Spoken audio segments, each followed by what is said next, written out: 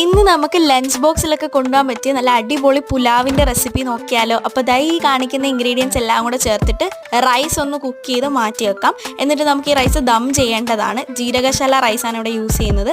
ഇനി ഒരു പാത്രത്തിൽ 1 ടേബിൾ സ്പൂൺ ഓയിലും ബട്ടറും ഹോൾ സ്പൈസസും കാഷ്യൂനട്ട് ഉണ്ടെങ്കിൽ അതും കൂടെ ചേർത്ത് കൊടുക്കുക. കിസ്മിസും ഇനി ഇതാ ഒരു സവാള ചോപ്പ് ചെയ്തതും ക്യാപ്സിക്കം, പച്ചമുളകും, ഇഞ്ചി വെളുത്തുള്ളി പേസ്റ്റും തക്കാളിയും കൂടി ഇട്ട് സോട്ട് ചെയ്ത ശേഷം പൊടികൾ ആഡ് ചെയ്ത് കൊടുക്കാം. ഇനി അതിലോട്ട് ക്യാരറ്റും ബീൻസും ചേർത്ത് കൊടുക്കുക.